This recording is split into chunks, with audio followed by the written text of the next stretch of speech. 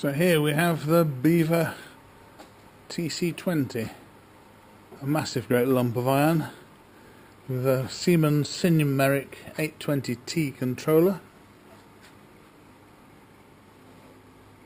a 12 station automatic tool changer whose cover I've taken off at the moment,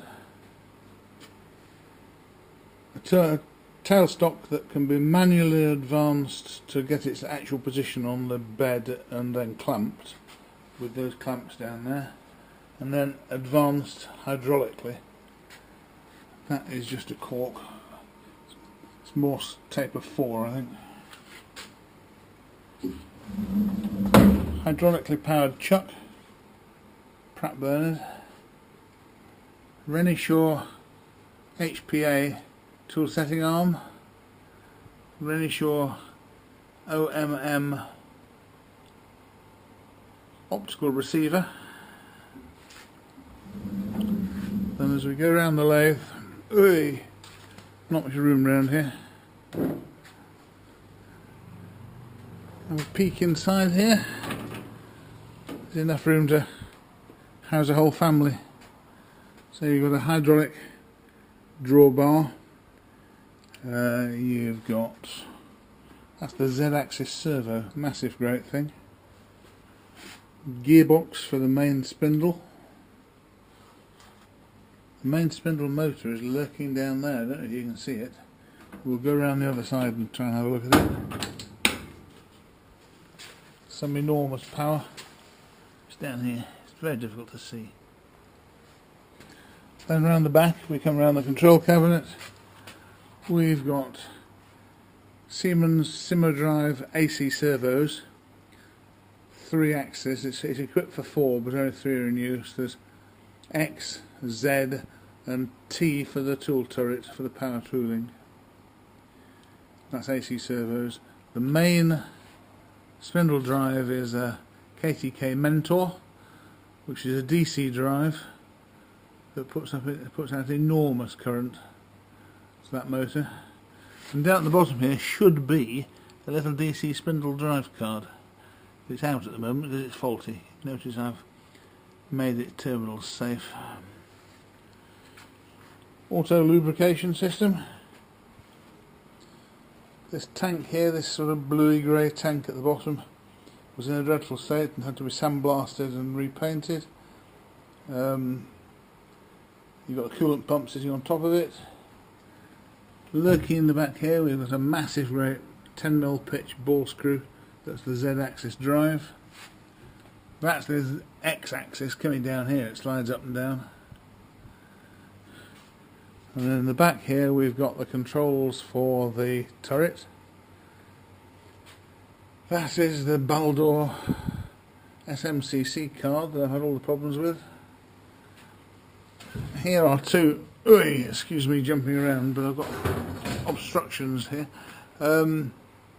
2 power supplies that I've installed. There's a 5V here from Radio Spares, I beg its pardon, RS Components these days, and there's a generic Chinese 450 watt 24V job.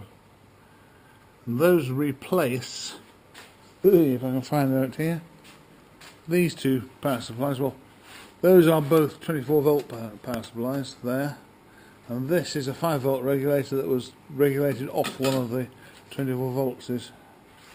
So I've replaced those. This is the DC spindle drive.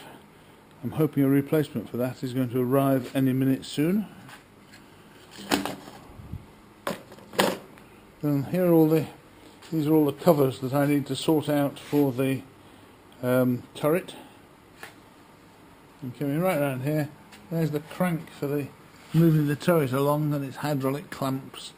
And as I say, it can be advanced and pulled back again at will. Inside the Siemens controller, all a bit tight in there, really. Then, I can get this cupboard open. No, I can't. Let's get this cupboard open. In here, we have the hydraulic controls that deal with the chuck. So that's clamping and unclamping, and you can set the chuck to 2 different clamping pressures, and also for internal or external clamping. Right, let's see if we can get that other cupboard done. I need a tool for that. Let's find a tool. There's a tool. I'm being a bit gingerly because I cut my finger on this earlier today and it hurts. Come out.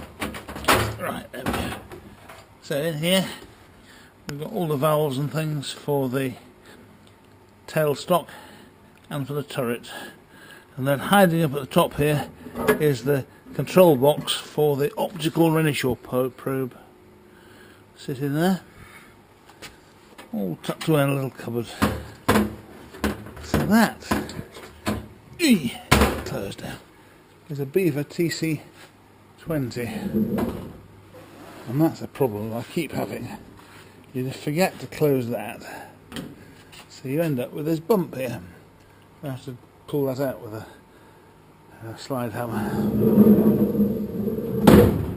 It's a fair old beast. It's very solidly made. It's not in bad condition at all, really. I need to pull that fluorescent tube out actually and clean it, because that's absolutely disgustingly filthy. All this was rusty and has now been cleaned up to a tolerable state. When the turret covers all go back on again, I'll get a bit more fastidious about making it clean. But just at the moment, there's stuff everywhere. Every time I move anything, bits fall out. It's absolutely full of this white PTFE swarf, and it lodges everywhere. Look, there's even some, I don't know if you can see it, right down there at the back.